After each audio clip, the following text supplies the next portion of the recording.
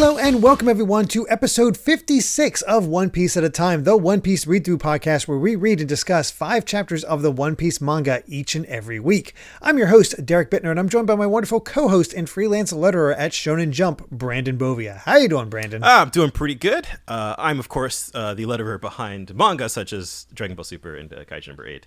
Ready to kind of talk about some One Piece. We're kind of just in the thick of it at this point.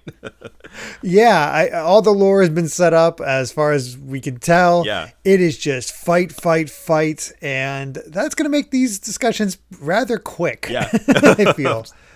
There's a little bit here and there, but there's overall we're just basically commenting on how good the fights are or what we see from them. So, and I like pretty much all of these. Yeah, I think our weakest one is probably this first one, and I have thoughts about choppers, but we'll get there. Yeah, I was thinking the same. All right, well, let's start with chapter 261, Warrior Genbo versus Heavenly Warriors Commander Yama. And, well, here's Wapple. Rolling in that success, married to Miss Universe. She only loves you for your money, man. Don't do it. Yeah, I'm pretty sure he only loves her for her body. They're fit for each other. Yeah, exactly. They're taking advantage of each other in the exact same way. I'm just saying, like, the puppy is the real homie. He's been for Wappo through thick and thin. You don't forget the little people. I'm amazed Wapple's kept him around with how often he peed on him. So I don't know, but I mean, we'll have more to say about Wapple in the next chapter. Yeah, this definitely took a turn. Like, oh, okay. All right, sure. Yeah. Why not? Let's be honest. It just sort of ends out of nowhere. Like, I was not ready for that. Yeah. But we'll get there. For now, we have this leftover fight between Wiper and Luffy. And we see this hole in the tree. Things are cracking and moving. And Luffy's ready to continue the fight when all of a sudden, we don't even see it. There's a crash and he falls through like a hole in the floor. Yeah. I love that. Like, it's just like, I think the perfect kind of conclusion to Luffy's random nonsense. The Wiper is just kind of like, oh, that was weird. All right, moving on. Yeah, exactly. It's like, I don't understand that at all. I don't got time for this. Well, he's gone. And anyway, I have to conserve my strength because if I fire one more rejectile, my body will be pulverized. Yeah. And he wants to save it for Eneru, which in that case, why the heck are you wasting time with Luffy? Yeah, no, seriously. Keep your eyes on the ball, man. Right? It just makes much more sense. But as we'll see later, though, not to we'll get to that when we get to that. But the idea that I'm saving this rejectile for Eneru is very funny. Yeah, I don't think this is going to go the way he thinks. Like, womp. Definitely doesn't seem like they know what his power set is. So, they're in for a rude awakening. Yeah.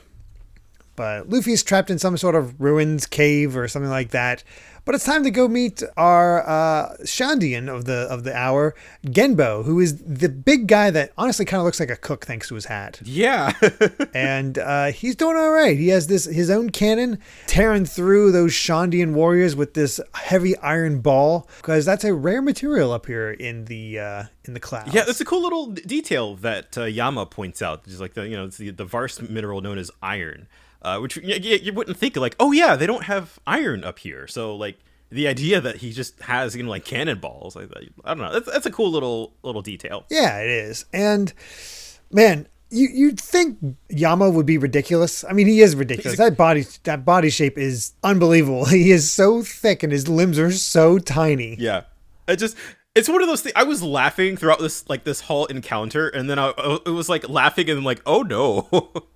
Yeah, it gets brutal pretty quick because he fires the iron ball. Yama kicks it back with this ridiculous face, sends Genbo straight into a tree, and then he brings out like axe dials laid out across a cloth and just cuts him. Yeah, like my God. Yeah, and like the point where, because even then, like he the way he kind of like body slams on him is still pretty funny. And then what got me is Genbo like up against the tree and just like slides down and you see the blood, and I'm just like, oh man. If this wasn't One Piece, I'd say he was bisected, especially with the cut behind him. Yeah, seriously. But this is One Piece. He survived. Yeah, and then just like the bah victory speech after. It's just like it is that perfect combination of like hilarious and a little horrifying. I mean, let's be honest.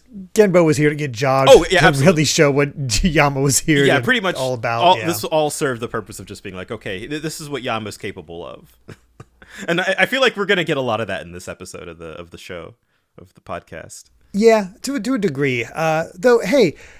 Robin here with some more meaty conversation because she's found this stone memorial and she's actually just sort of hanging around here because she's found all this interesting stuff where it's a memorial to the city itself and it's called Shandora.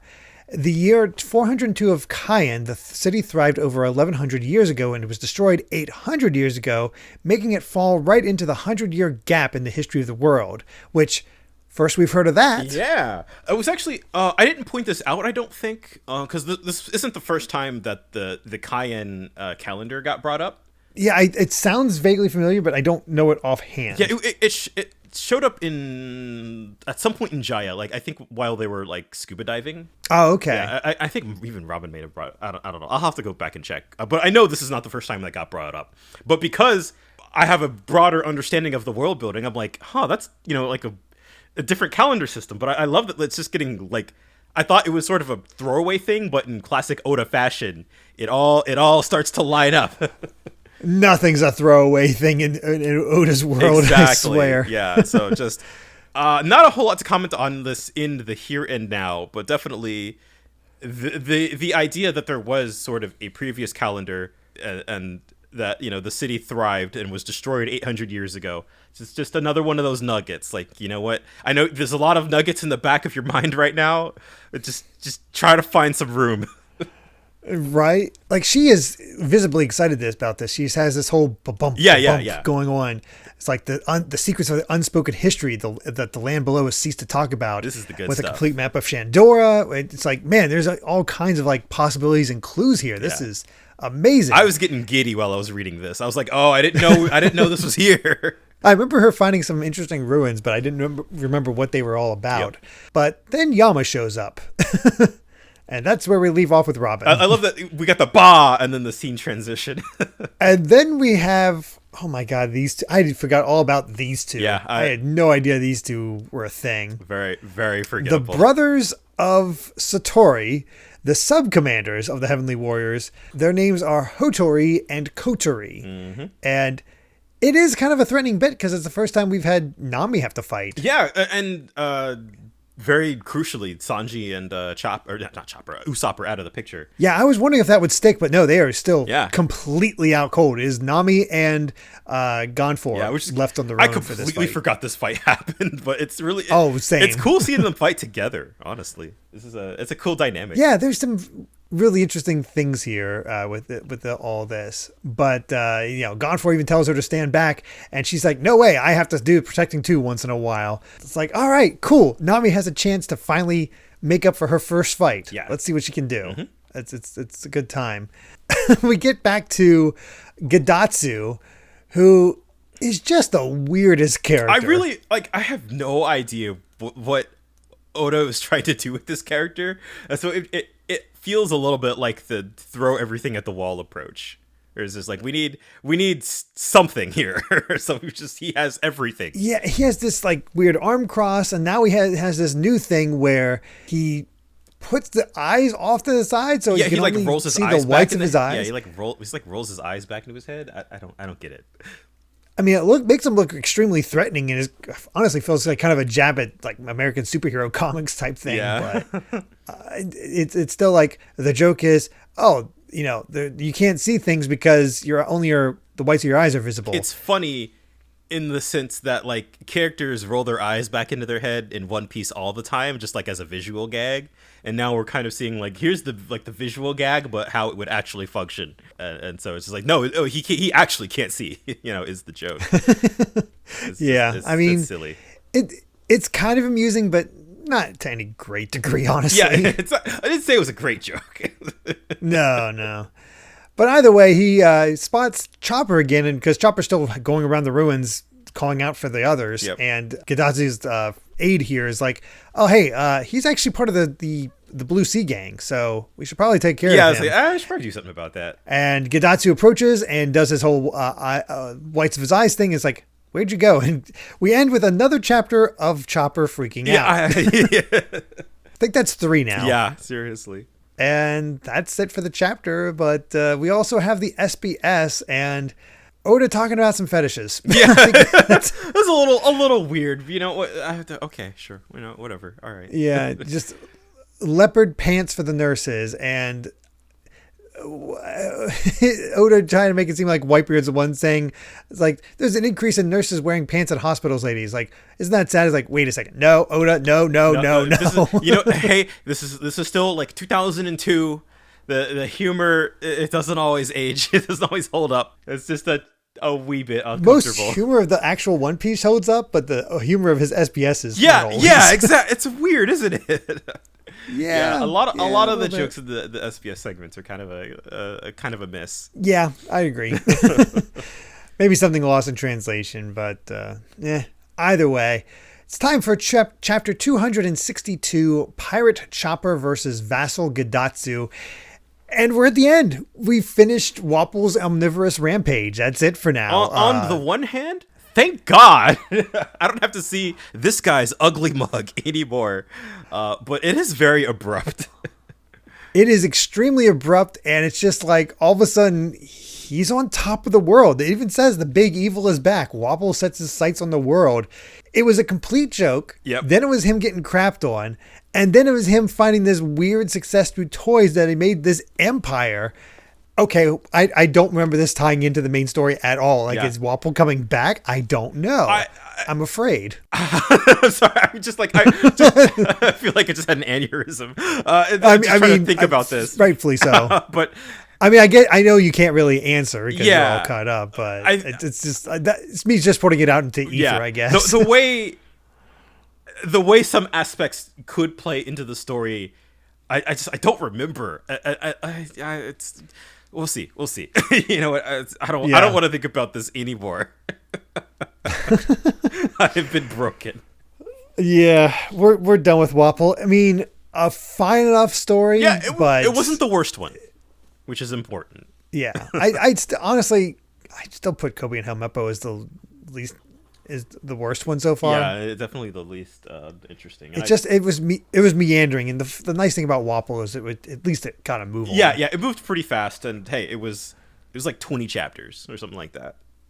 Something like that. It's not too bad in the grand scheme. Yeah, I'll live. So, but yeah, we have this fight between Chopper and Gedatsu, and we still got Gedatsu's joke of the whites of his eyes. It's like, does he have the power to make himself invisible?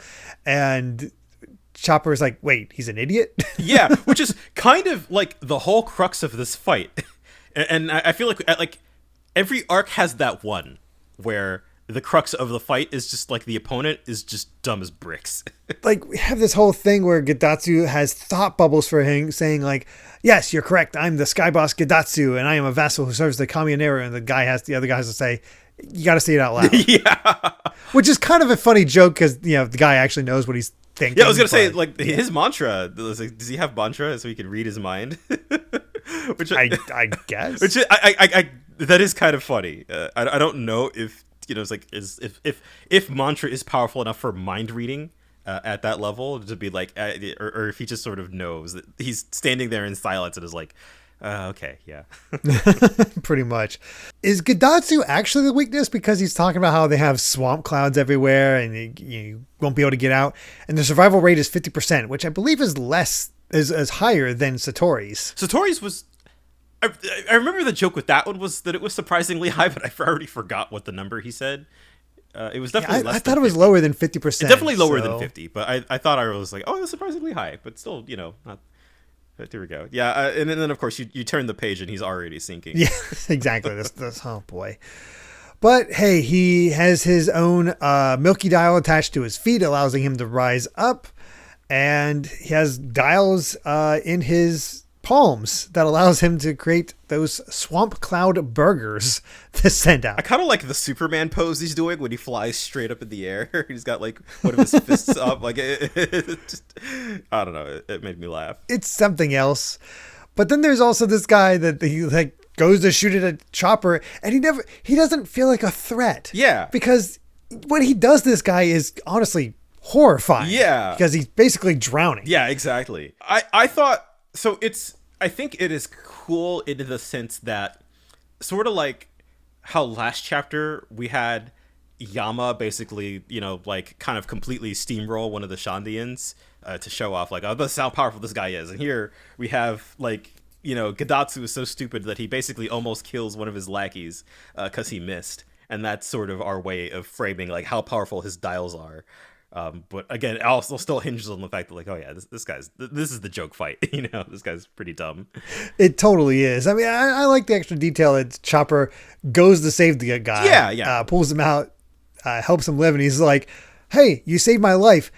And okay, screw Gedatsu. I am tired of this. I'm gonna take you on myself. I was kind of excited for this to be like a 2v1, but no, he just yeah.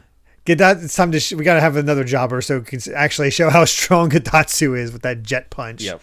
And just how quick he is. But yeah, a jet dial that allows him to just completely take out that guy, send him into a tree. And it is like impressive. It kind of just like, oh, all right, yeah, not so good. And this is sort of the part where like Chopper actually starts to legitimately struggle. It's time for the actual fight, and we get his rumble ball and him using his jet to get out of the way, and basically all of his transformations in the typical way of protecting himself, as well as using, of course, finding as the weak points. And it's a fine fight, but I don't know. I didn't find myself that invested. Yeah, no, it was. Yeah, I sort of was like, oh, thank God they didn't give Nami the joke fight instead. It's sort of. I guess that's true. It's sort of how I was reading this. I was like, oh, you know what? Like, it's not that I like dislike Chopper or anything, but this being the joke fight kind of was like, okay, yeah, that makes sense. I mean, Chopper's been kind of a scaredy cat for most of the time up here, so it's cool to see him stand up. And he's like, saying, I always run away. Everyone's always bailing me out. That's why no one relies on me. It's time I step up and raise the pirate's flag. But I'm sorry, he was the key point of that fight in Alabasta. Yeah, so not maybe to the extent that that crappy movie did him, but it definitely feels sort of like we have to pull back Chopper a couple steps to bring him back to where he was. Yeah, I guess this is his first one-on-one fight since joining the crew. That's true, and maybe so you have that aspect because he was, I don't know, with Usopp back in Alabasta, so there was this kind of like relying on the big brother type, even though Usopp got pretty manhandled pretty badly in that fight. But yeah, I don't know. It's just the way the humor sort of characterizes Chopper in this section, I do think does kind of put him back a little bit. So I'm not as sort of excited to see him fight because like I've already seen what he can do and what he's capable of, and so this just feels like a little bit of a lesser version of that to a degree. But I mean, it's fun to see him like, oh, I just have to take off his shoe, and when he goes to do something, he'll just spin out wildly. Yeah, it's fun. There's something cool about him saying like Gedatsu calling him a stupid raccoon. He just goes, "No, I'm a monster and I'm strong." Yeah, that bit made me smile because after being like, the monster, he doesn't want to be called that. And we do get a pretty decent spread of him using the cloven cross to take him out, but then of course, got to ruin that coolness factor by having him screaming as he falls. Yeah. So, I mean, he did it. Good for him. He won his fight, but good job, Chopper. I don't know.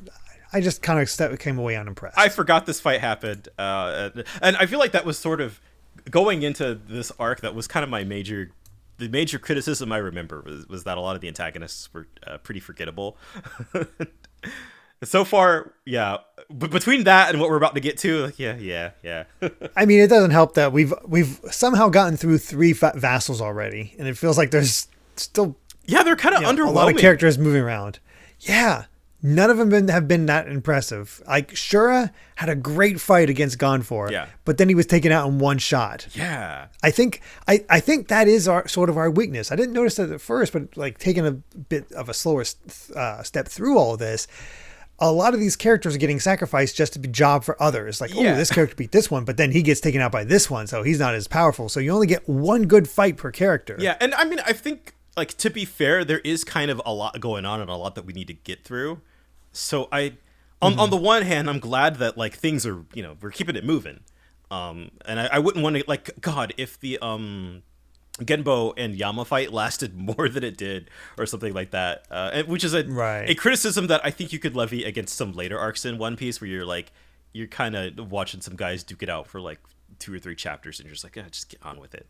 But like, it does sort of have the opposite effect here, where sort of maybe the characters who we're supposed to care about kind of like, I don't know, like what One Piece always has is kind of like, you're kind of climbing up the villain ladder, and the villains, you kind of have like your C tier gimmick villains, and then they kind of become more threatening as you go up the ladder. But here in Skypiea, it's kind of like the vassals and Inaru, and there's a very clear line between each one. Well, we'll see how it goes as we get to chapter 263, Pirate Nami and the Weird Knight versus Heavenly Warriors subcommanders Hotori and Kotori. Boy, speaking of forgettable villains.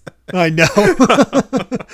Oh, God. I completely forgot these two. Although I gotta say, I do appreciate this final joke we got from the Chopper and Gedatsu fight. Yeah. It's like, yes, I'm a real pirate. And he's like, fell right into his own bog. So, stay like that and sink. And he's like, oh no, he's moving. He's like, oh God, he's wiggling. And Gedatsu's like, I'm about to sink in. I gotta escape. So I'll use the Milky Dial.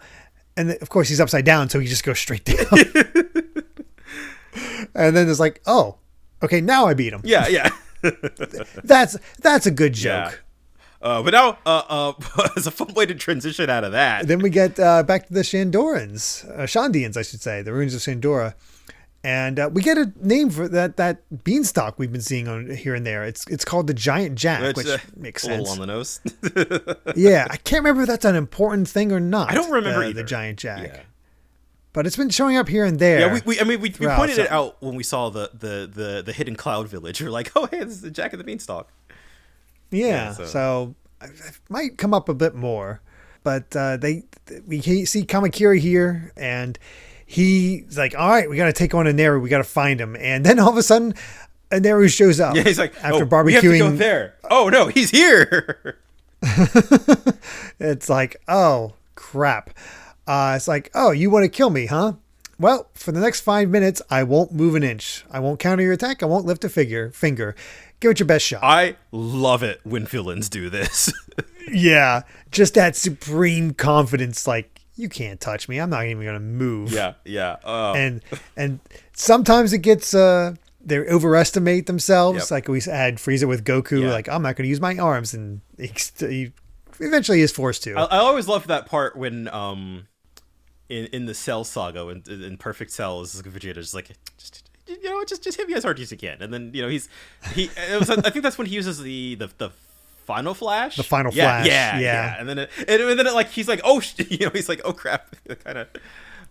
But I love that dynamic of just any sort of scene where a villain is, even if it doesn't work out. I love seeing a villain being like, just what. 5 minutes. Give me your best shot. It's fun stuff. What's not so fun is, man, this Hotori and Kotori are brutal. They're going right after Sanji and Usopp as they're passed out. As if they've had enough. It's like they're trying to get revenge for their brother, but my God. But then they're silly as well, because she goes to use her staff, Nami, and it gets caught, and an impact out comes out, and instead it's a fart. I put our farts into the scent dial. I was so worried. I was like, oh God, no. Thankfully, this doesn't last that long, and their gimmick about like, oh, which brother is which, and they all have different dials. Is like we moved through it pretty quickly. Yeah, I was like, oh no, is it just gonna be like weaponizing farts in a way? Yeah. Which we had already in the movie, but at least we got, it's just one fart, and the others are impact, axe, and flame, which, hey, those are kind of dangerous. And, that has some potential to kind of keep that. But again, this is our chance to finally have Nami have an actual fight. And she uses her typhoon baton to get through that. Gonfor is taking part. And, it's honestly a pretty decent fight, all things considered. Yeah. I really love this bit where like Gonfor, and they basically like they use like the fart gas, and then like they use the fire to ignite it, so it explodes, and Gonfor is like knocked off of the ship, but then like he's holding on, and I was just like, oh. I love that shot where he's holding on from behind while using his feet to hold on to his lance, and then he jumps back on. Like, Gone For is badass. And then he gets a good clean hit in. It's just, that's great. Man, I love it. And then Nami gets a hit on the other guy with her cyclone tempo, knocking him off. Doesn't finish him off in that case, but it does give enough time for her to get a hold of Gone For's gauntlet, which contains an impact dial. It's like, oh man, that's interesting to give her that little bit of extra meat, because Gone For is basically unable to fight anymore. Yeah. He's too wiped out from the previous one. We see Nami understanding her baton and using that in order to create a fog and get in close and just impact dial him in the face, and that is satisfying. This is the fight I wanted from her first one. Yeah, exactly. Like, and it really, the only shame with this is that it's too short, if anything. But like, I was like, okay, I worried that this would be another dumb joke fight. But just seeing Nami sort of tactically, like she throws the climate baton, it misses, and then a couple pages later comes back, hits in the back of the head, and then is using her weather knowledge to, like, just make fog and then get a nice direct hit in with the impact dial is just using her brain, using her head. I love it. It's good stuff, and I like the teamwork between her and Gone For. Yeah. Even Pierre's getting in, because Pierre's there to brace her after she uses the impact tile, because it forces her back so much. I didn't know it. Oh, that's a good catch. Yeah, it's really short, but I think it works, because I don't think we want to be with these characters much longer. Yeah, I'm so glad. On the one hand, we don't need to be around these two. It's fine.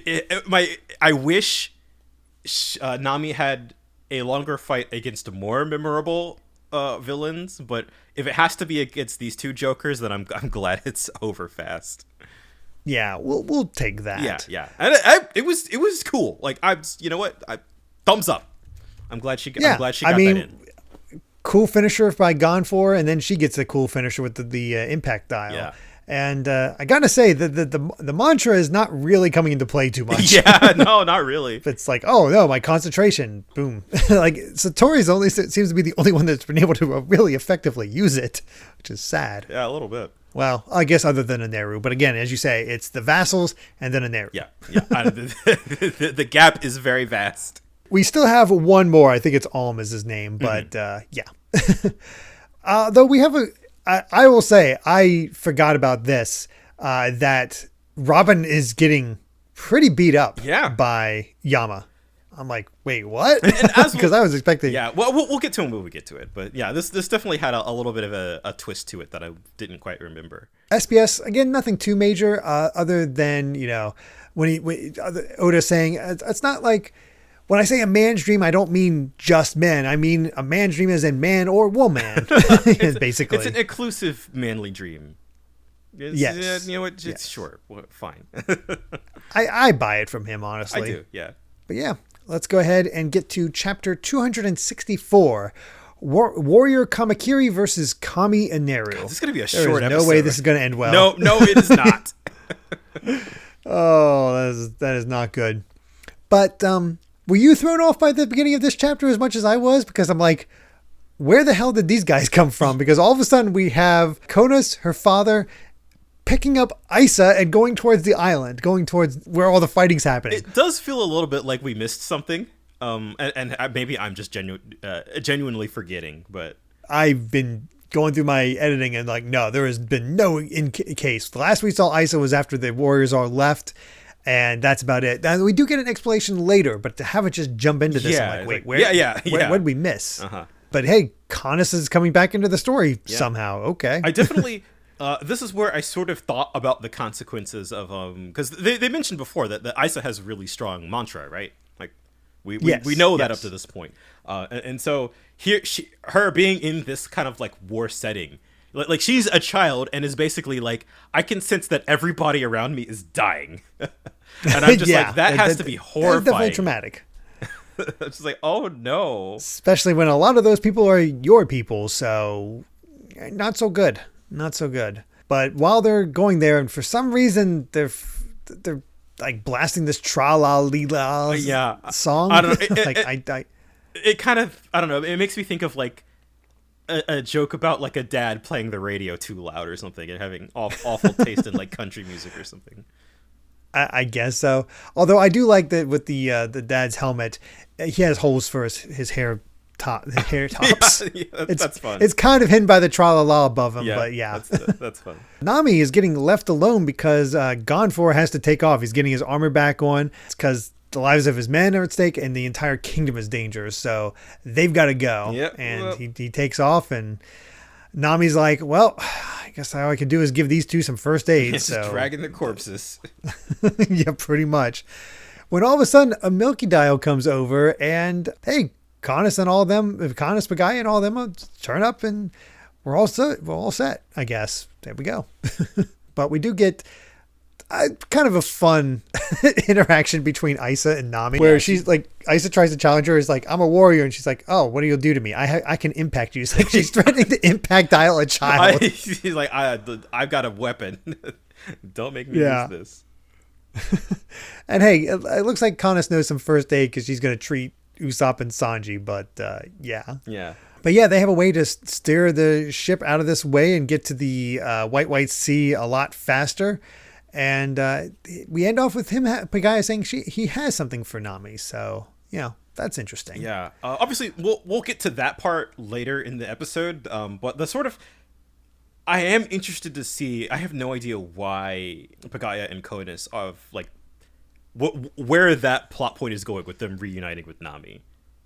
Yeah, why they decided to leave and come help. Yeah, why here? So, I'm interested to see how that plays out because I have no idea. Not a clue. But we get more of this fight between Robin and Yama, and we get a kind of an explanation for why she's getting a little beat. Yeah. I was, at first just like, oh, yeah, Robin could probably like take this guy out easily, but she's trying to. Like Yama is basically like bulldozing through all these ancient ruins. Yeah, and she wants to protect them. She wants to learn this stuff, so she has to keep it intact. So she's taking the blows that would be meant for these ruins, and Yama has no care whatsoever. Yep. He does not. He doesn't care at all. So it's cool to see Robin get a 1v1. Yeah, I'm excited to see her first 1v1 with the crew. Like as we said, we're big Robin fans here. Yeah, so exactly. We'll see how it goes, but. That's all we really got because, it's time for that title fight, Kamakiri versus Eneru, and Aneru's looking a little bored as they blast him, shoot him, and he's just yawning. I love the idea that not even 5 minutes have passed, and he's just like, ugh.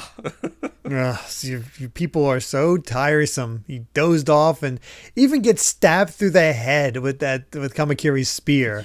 Yeah. And Kamakiri's like, why won't you die? Yeah. It's like, and that's where we kind of learn a bit more about Eneru. He is lightning. How can a mere man hope to defeat lightning? He even goes into the whole fact that, like, in ancient times, men have always taken their fear of the unknown and called it an act of God. I love the speech. And anything they couldn't control was considered divine providence. I am that providence. Like, so that's raw. Good.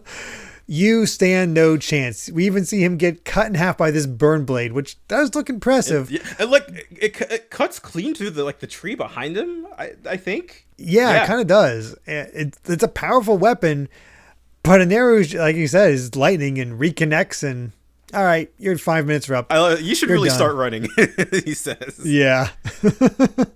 And he actually does try to run off to try to warn Wiper, and he just screams out, "Run, Wiper!" He gets this 1 million volt Viri, which actually travels along the Milky Road, electrocuting his own men and the Shandians that are fighting there. Wow.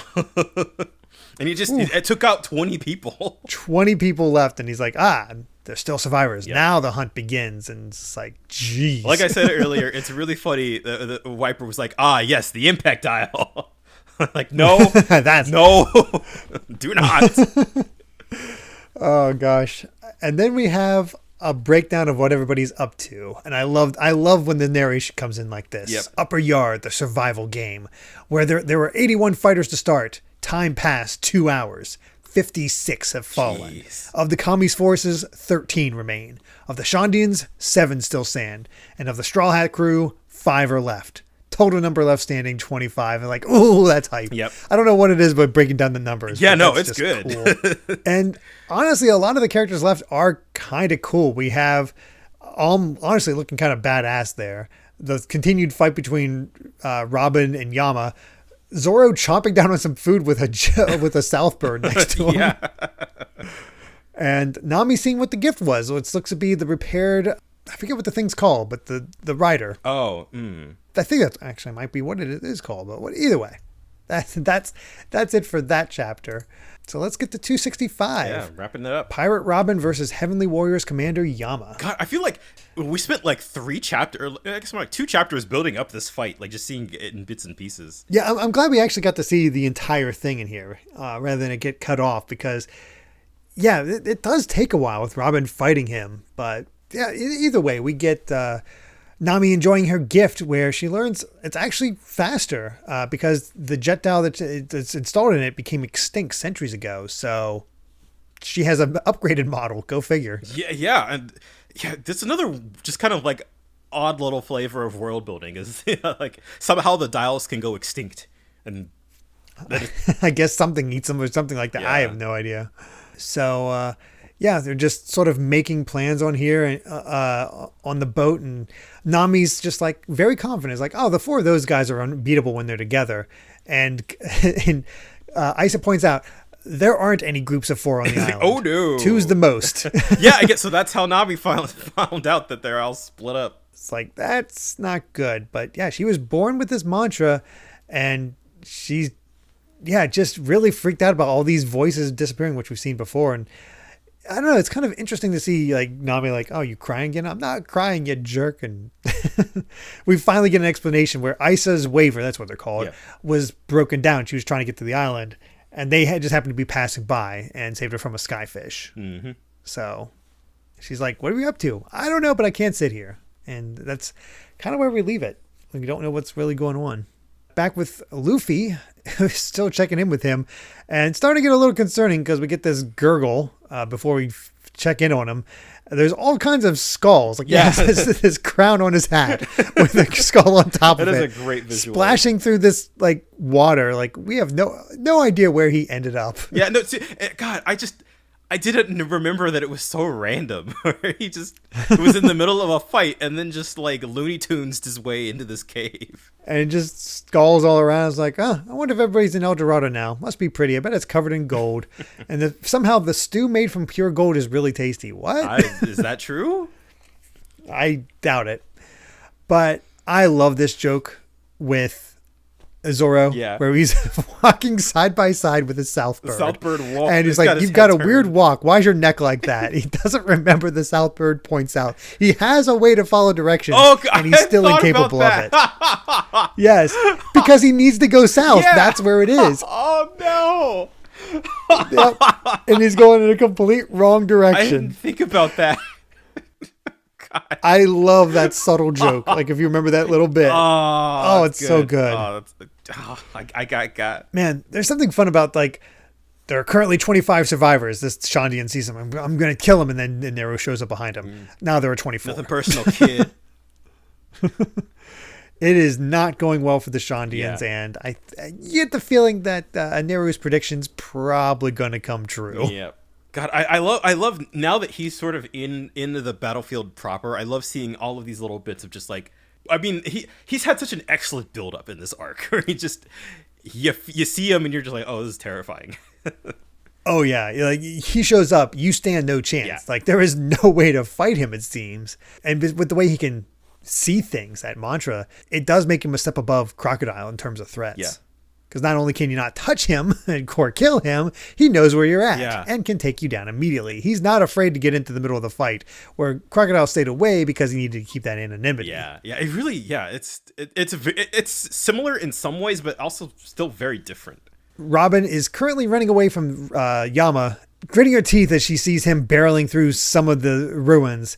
But she finally gets him to stop running, gets him to a place where there's no more ruins left. Yep. And she makes her stand. And she's like, yeah, even if you apologize, I'm not forgiving you. I love that she takes off her hat. Like she's ready. Yeah, it's time for that fight. Mm-hmm. And Yama's just like, well, you're quite brave, but it doesn't matter. I'm going to be taking you out. He goes for his mountain drop. And I like that even though she's ready for a fight, there is a struggle. Like, she has all these arms, but he's so heavy that she's still straining to do it. Yeah. Like, she gets a good hit, but it is not as easy as it seems, because I like that Yama's weight had a point. Yeah, exactly. It feels probably the most well-designed kind of like Oda put a lot of thought into this person is going to fight this person, because the way that their sort of inherent abilities would play off of each other would make for a really interesting fight. Especially because Yama's pretty agile, as we see him do all these flips as he goes into his tenfold axe. Yeah. But I love Robin's powers, where she just covers his eyes, takes the dials, flips him around so when he lands on it, he cuts himself. And that's good. There's something about like just the sort of like cold assassin about Robin's fights, with the way she just sort of like calmly, even though she struggles a bit, like she is just like standing back, staying out of it until she needs to.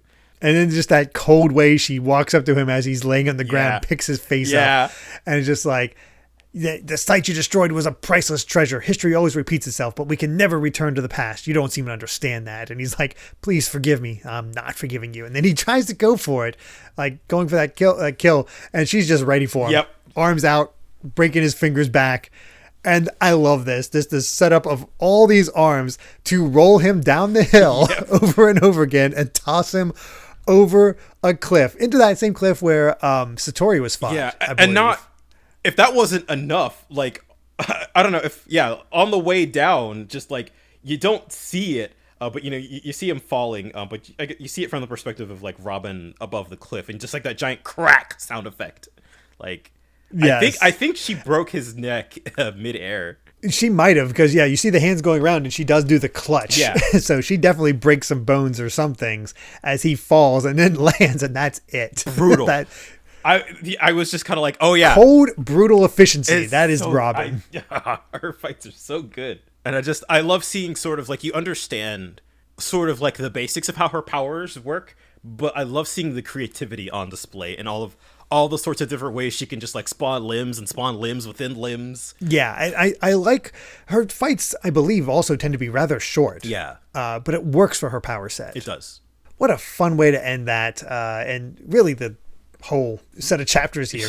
We finally finished off Yama. I guess we're down to 23 remaining at this point. Yeah, seriously. And I have no idea who's fighting who next, but more players are on the table. A lot of players are off the table. We're kind of going one by one. We're going through them, and then Eneru's just taking out like a bunch, like 20 at a time.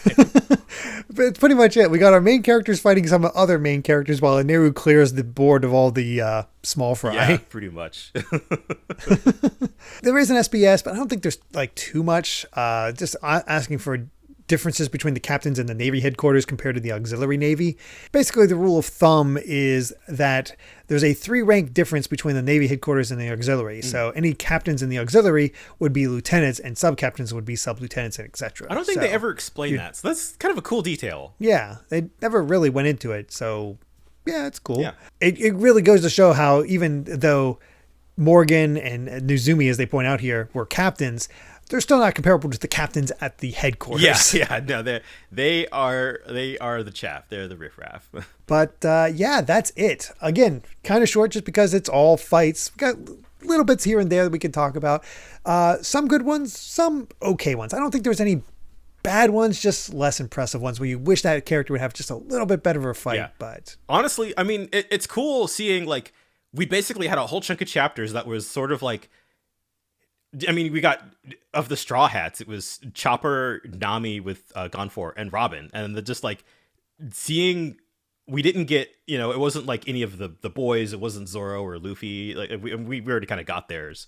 But it was sort of cool seeing a different kinds of characters in the action. Yeah, and it's all one-on-ones. We don't have these help fights that we had a few times before. So it's more desperate that way, I guess. Yeah, it's well set up, I guess. Yeah, certainly. I could definitely see the point where if I were watching the anime, I would be kind of like, oh, okay, get on with it. But no, all these fights are super snappy here in the manga. Each of one of these fights was an episode. Yeah. I can totally see that. I can't remember. I think I still found it very enjoyable when I was watching it because it was just so fresh and new. But I can definitely, like, you can see how it was stretched a bit for these. Yeah, there was definitely it's been a long time for me. There's definitely like I wasn't like burnt out or anything, but I remember a vague sort of feeling of fatigue at this point in the arc of just like, all right, you know. But yeah, no. Here, reading the manga, just 5 chapters a week, like it's honestly been great. I'm still having a really, really good time. Looking forward to getting to more because we're like, I think around 300 is when this arc ends. Yeah, we're somewhere around there. Yeah, we're so almost like 35, maybe a little more. So, nearing the halfway point just about of this arc, which is wild. It feels like is very feels weird. like we just started. Right. But that's the good pacing of that, at least at 5 chapters at a time. Yeah. But yeah, I think with that, I believe we said all we wanted to say about chapters 261 to 265 of One Piece. Thank you so much for listening, and you can find more of my ramblings and stream VODs over at BitNerd Games on YouTube or BitNerd with an underscore at the end on Twitter. And Brandon, where can everyone find you? I'm at Brandon Bovia on Twitter, talking about anime, manga, games, and my job. Yeah, still, I feel like I've been saying this for like a month in a row. Not really anything particularly noteworthy going on, just keeping things going. Yeah, working, checking it out. Sounds good. And hey, if you'd like to help us out more, you can support the podcast over at patreon.com/Derek Bittner to listen to the next episode 3 days early. And make sure to return next time as we discuss chapters 266 to 270 of One Piece. Until then, my friends, bye. Remember to take life one piece at a time.